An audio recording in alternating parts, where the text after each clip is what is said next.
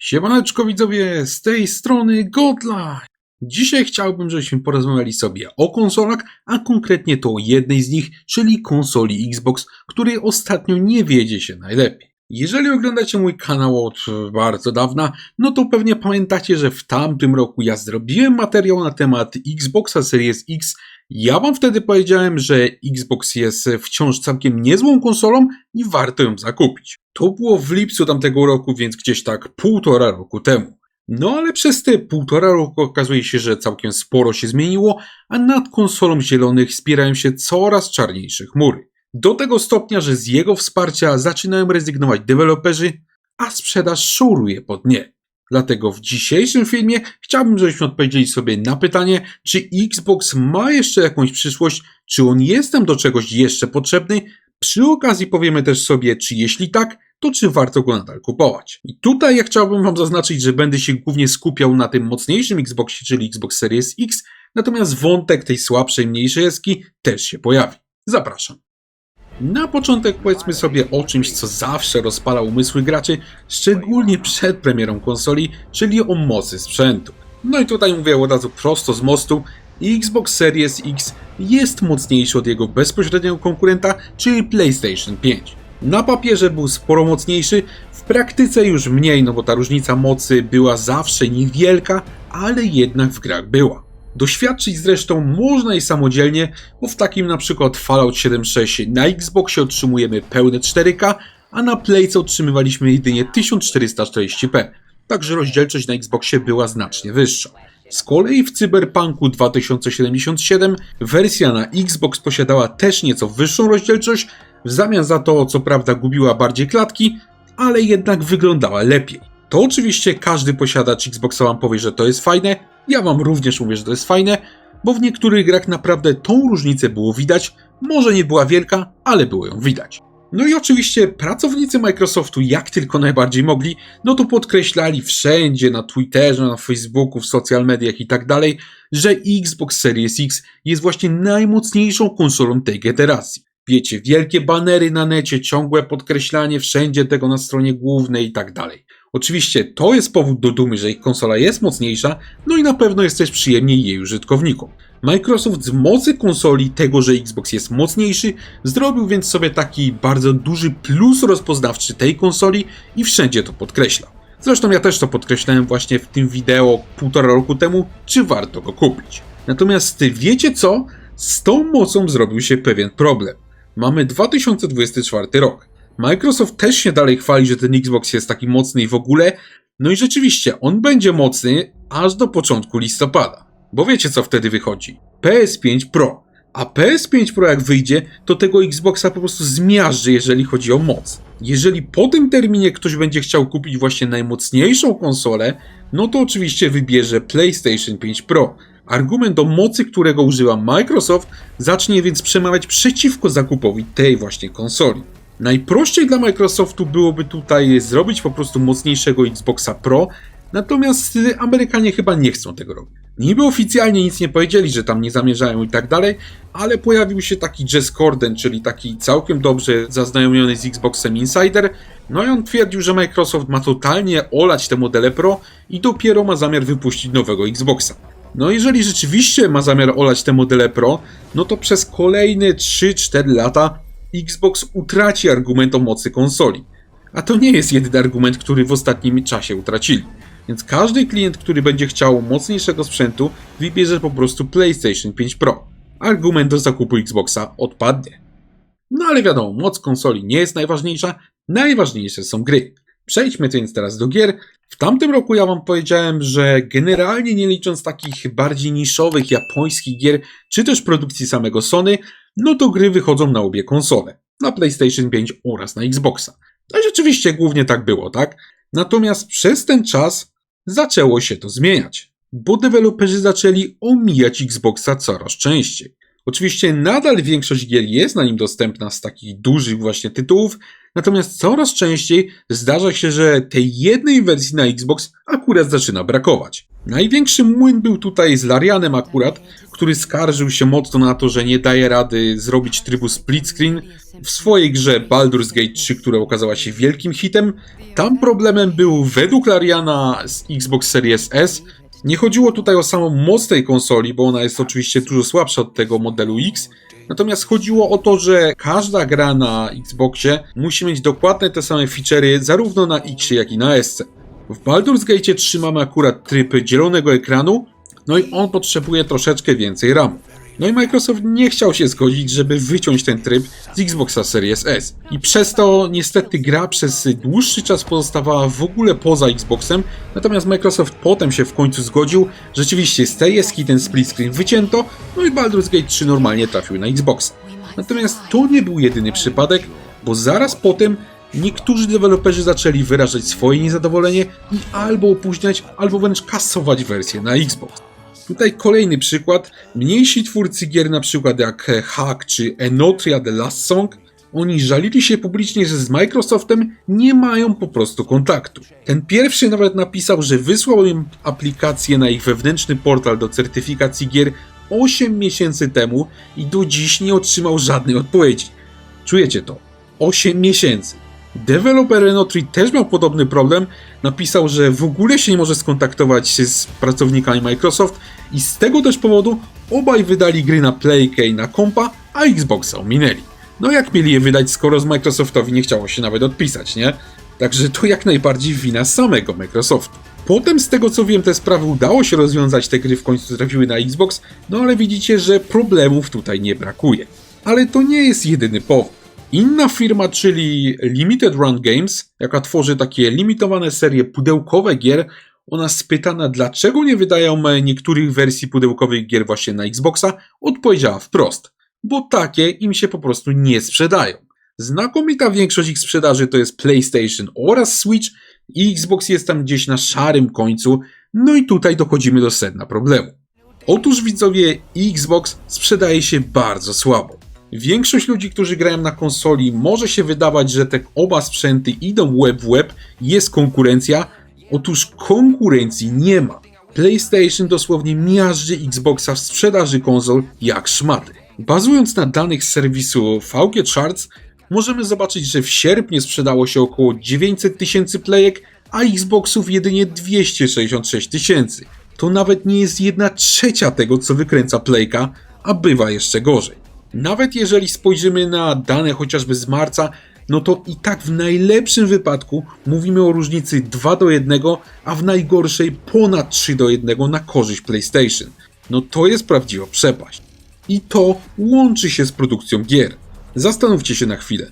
Jeżeli konsola słabo się sprzedaje, no to jej użytkowników jest mniej. Jeżeli użytkowników konsoli jest mniej, no to siłą rzeczy kupują mniej gier. Jak kupują mniej gier, to w końcu dochodzimy do momentu, gdy przestaje się opłacać robić gry na daną konsolę.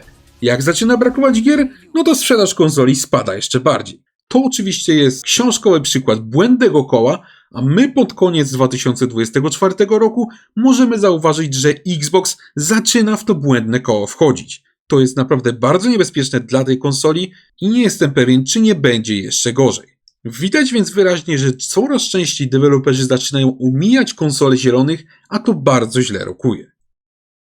Przejdźmy teraz do gier, natomiast do tych z kompatybilności wstecznej. Jak pewnie wiecie, obydwie konsole Xbox zapewniają kompatybilność z mnóstwem starszych gier z Xboxa 360 oraz nawet pierwszego Xboxa. Tak było rok temu, no i oczywiście tak jest dalej teraz. Na liście kompatybilności wstecznej znajdziemy obecnie ponad 700 gier, w które możemy zagrać bez przeszkód, po prostu wkładając starą płytę albo kupując cyfrową wersję z konsoli Xbox. Oczywiście są jakieś tytuły, z którymi jest większy problem, taki na przykład Orange Box czy pierwszy Fear. One dostępne są tylko na płytach i z zakupem może być problem, natomiast i tak znakomitą większość gier możemy odpalić sobie na najnowszym Xboxie błyskawicznie i bez żadnych przeszkód, no co stanowi łakomy kąsek dla osób, które wcześniej właśnie w ogóle nie miały konsoli, albo po prostu chciałyby jeszcze raz zagrać w swoje ulubione tytuły. Ale to, że Xbox ma wsteczną kompatybilność, no to jest w zasadzie pikuś. Najważniejszy bajer tej właśnie wstecznej na Xboxie to możliwość odpalenia gier wyższej jakości, czym zajął się sam Microsoft. Dzięki stworzonym przez niego patchom nawet bardzo stare tytuły jak Fallout 3 czy Dragon Age 2 odpalimy w wyższej rozdzielczości i w wyższej ilości klatek. Wspomniany tutaj Dragon Age oferuje na przykład grę w 60 klatkach, a taki The Elder Scrolls 4 Oblivion, który też jest grą kultową, zapewnia nam już pełne 4K w 60 klatkach na sekundę. I to 4K w 60 klatkach dostajemy za darmo, nie musimy za to nic płacić, po prostu wkładamy starą płytę z Xboxa 360 i to automatycznie nam tą jakość podbija. To w zasadzie jest taki darmowy remaster, gier z tymi ulepszeniami jest całkiem sporo, także to jest naprawdę super. I konkurencja, czyli PlayStation 5 nadal w tym temacie oferuje bardzo niewiele. Na Playce mamy możliwość odpalenia niewielu tytułów z PlayStation 2, jakieś tam resztki z PS3 poprzez streaming, no i ta oferta jest bardzo słaba w porównaniu do tego, co oferuje Xbox. Tutaj sprzęt Microsoftu nadal mocno plusuje, jeżeli interesuje Was właśnie wsteczna kompatybilność, no to Xbox tutaj sprawdzi się znacznie lepiej niż Playka. W dodatku samego Xboxa możecie też użyć do emulowania gier z NES-a, z PlayStation czy PlayStation 2 i to rzeczywiście działa, bo ja to przetestowałem osobiście. Jeśli chcielibyście zobaczyć jak to właśnie działa, jak te gry chodzą, jak to się w ogóle robi, no to link do filmu wyświetli Wam się teraz w prawym górnym rogu ekranu, a my przejdźmy dalej. Niewątpliwym atutem Xboxa przez długi czas był abonament Game Pass, w nim można było grać bardzo wiele gier za niewielką kwotę. Microsoft zresztą sam go bez przerwy promował, organizował na niego ciągle promocje, tam 4 zł za miesiąc, jakieś tam zniżki i tak dalej. On promował tą usługę gdzie tylko się dało. No i rok temu Game Pass był znacznie lepszy od konkurencyjnego PlayStation Plus. Jak jest teraz? No dalej jest podobnie, bo on jest dalej lepszy, ale jest też mały zgrzyt. Otóż widzowie, zastanówmy się na chwilę, dlaczego Game Pass był lepszy od Plusa. No bo był w miarę tani oraz dostawał naprawdę dużo gier już na premierę, a te gry były całkiem wysokiej jakości. No i te gry na premierę oczywiście dalej dostaje. Teraz w listopadzie mamy prawdziwą bombę, czyli Stalkera 2, mamy też najnowszy Flight Simulator i w to zagramy bez dodatkowych opłat, jeżeli tylko mamy Game Passa. Wcześniej też było naprawdę nieźle, bo we wrześniu dostaliśmy Age of Mythology, dostaliśmy Frostpunk 2 i to też było bez dodatkowych opłat. Każda z tych gier, które ja wymieniłem, kosztuje naprawdę sporo kasy, a opłacając abonament możemy w nie zagrać dużo taniej. Niestety cena abonamentu się zmieniła i to znacznie. Obecnie abonament Xbox Game Pass Ultimate, czyli taki jakiego ma większość z nas, kosztuje 74 zł miesięcznie, a to już jest naprawdę dużo. To jest nawet drożej niż najdroższy wariant abonamentu Sony, czyli PlayStation Plus Premium, bo w przypadku konsoli Sony zapłacimy 70 zł miesięcznie. Tutaj jest jeszcze drożej. Oczywiście Game Pass ma te gry lepszej jakości, ale tani to on już na pewno nie jest, bo jest naprawdę cholernie drogi. A to, że można tanio zagrać na Xboxie, to przecież była jedna z mocnych zasług tej konsoli. Razem z podniesieniem ceny tego abonamentu zablokowano też generalnie możliwość kupowania go z innych tańszych regionów, jak na przykład Turcja, Argentyna i tak dalej. Takie samo zabezpieczenie wprowadzono odnośnie do gier. Microsoft w dużej mierze storpedował więc samemu wizerunek Xboxa jako takiej konsoli, której można grać dużo i można grać tanio. Oczywiście grać dalej można, abonament growy jest lepszy niż na ten Playce, ale jednak jego cena tutaj naprawdę boli. Szczególnie jeżeli weźmiemy pod uwagę osoby, które wybierają ten tańszy model Xboxa, czyli Series S, jego można kupić już tam za jakieś 800-1000 zł. Natomiast jeżeli do tego dokupimy abonament, no to za rok tego abonamentu można zapłacić praktycznie tyle, co za całą konsolę. No to jest po prostu drogo. I ostatnia sprawa, o której sobie powiemy, to są gry ekskluzywne tworzone na Xbox, no albo półekskluzywne, bo w sumie eksów to Xbox nie ma od bardzo dawna. Microsoft od samej premiery borykał się z dużymi problemami, jeżeli chodzi o swoje gry. Takich dobrych gier od Microsoftu wyszła zaledwie garstka. To była na przykład Forza Horizon, był na przykład Age of Empires 2, który ja dla Was osobiście recenzowałem i przyznałem mu ocenę aż 9,5 za znakomity gameplay, za świetne sterowanie na konsoli. To była genialna gierka. A co z resztą gier Microsoftu?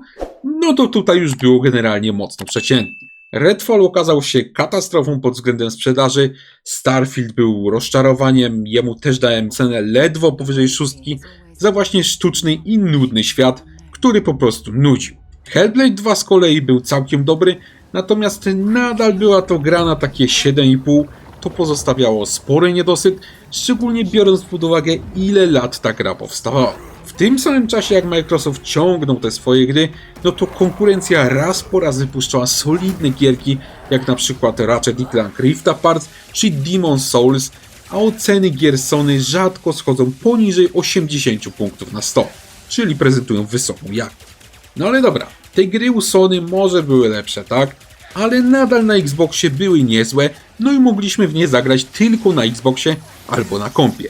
No, tak było rok temu, ale już nie jest. Bo ktoś z Microsoftu w swojej niesamowitej mądrości wpadł na pomysł, żeby jednak gry z Xboxa wrzucać na konsolę konkurencji, czyli PlayStation 5. Pewnie już o tym słyszeliście, natomiast jeśli nie, no to ja bym chciał zapewnić, że ja nie robię sobie z was jaj. Microsoft niedawno ogłosił, że swoje własne gry zacznie wrzucać na konsolę konkurencji. Na razie wrzucono tam kilka mniejszych gier, jak na przykład Sea of Thieves, czy dobrze oceniany Pentiment, natomiast w kolejce jest już oficjalnie zapowiedziana duża gra Microsoftu, czyli Indiana Jones w wersji na PlayStation 5. Czujecie to? Microsoft robi gry na Playkę. Oprócz tego Indiany, no to ciągle spekuluje się o tym, że zaraz może tam trafić reszta gier z ikonicznym dla Xboxa Halo włącznie. Teraz dlaczego tak się dzieje? No pewnie pamiętacie, że Microsoft wydał niedawno kilkadziesiąt miliardów, żeby przejąć wydawcę Call of Duty oraz Diablo, czyli Activision. Wydał taki ogromny hajs, że teraz próbuje go sobie pewnie odrobić, wydając gry na konsolę konkurencji. No to oczywiście można zrozumieć, wtedy będą mieli większą kasę, tak? No ale skoro gry Microsoftu będą dostępne na Playce, czyli konsoli konkurencji, to po co miałbym kupować Xboxa, tak? Skoro on nie oferuje mi nic unikalnego w tym temacie. No to jest bardzo dobre pytanie, widzowie, no i pozostawię je bez odpowiedzi, bo przyznam, że sam nie wiem.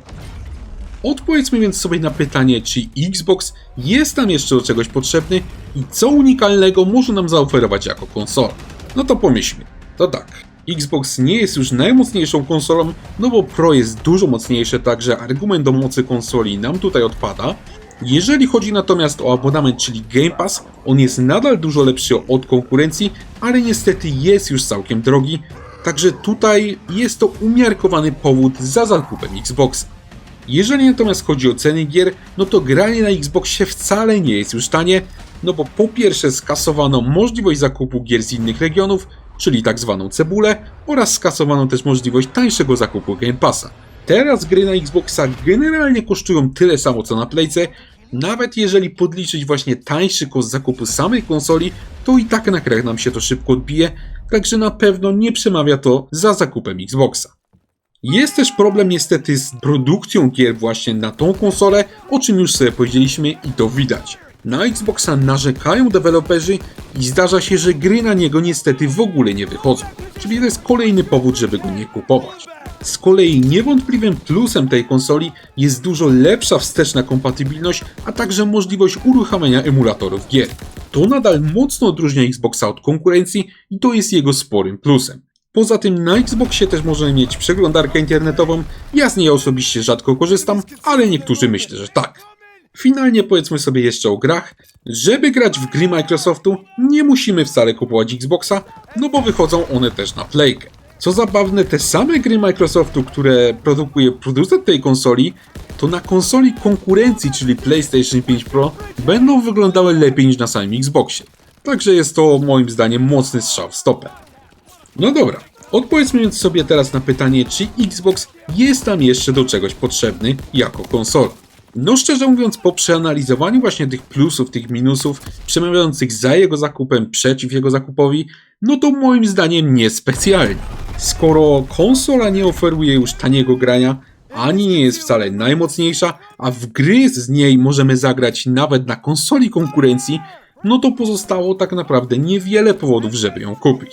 Fakt, ona ma lepszy abonament, w którym są lepsze gry, ma spory plus w postaci wstecznej kompatybilności, ale czy to przekona ludzi, żeby wybrać właśnie Xboxa zamiast PlayStation 5? No nie wydaje mi się, to jest po prostu za mało. 1,5 roku temu powiedziałem wam, że w zależności od tego, czego oczekujecie, no to Xboxa raczej warto zakupić. Teraz przez ten czas sytuacja się zmieniła i powiem wam zupełnie szczerze. Gdybym teraz miał wybierać pomiędzy konsolami, to na pewno nie zakupiłbym konsoli zielonych, bo sam Microsoft zabrał większość plusów, które oferowała. Niby coś tam dostajemy unikalnego właśnie, jeżeli kupimy Xboxa, ale to jest za mało. I drogi Microsoftie, powiem ci wprost, rozpieprzyłeś swoją konsolę na swoje własne życzenie. A wy dajcie znać, czy waszym zdaniem Xbox jest nam jeszcze do czegoś potrzebny. Czekam na wasze komentarze i jak zawsze chętnie z wami na ten temat pogadam. Dziękuję wam za obejrzenie tego właśnie materiału i zapraszam was do obserwowania kanału, bo takie filmy będą się na nim pojawiać regularnie. Bardzo dziękuję również osobom, które zdecydowały się wesprzeć Lupego Godlike'a. Dzięki właśnie waszemu wsparciu udaje się zakupić sprzęt oraz gry, które później trafiają na kanał. Bez waszego wsparcia wielu filmów nie udałoby się w ogóle stworzyć. Także dzięki wam bardzo i do zobaczenia niebawem.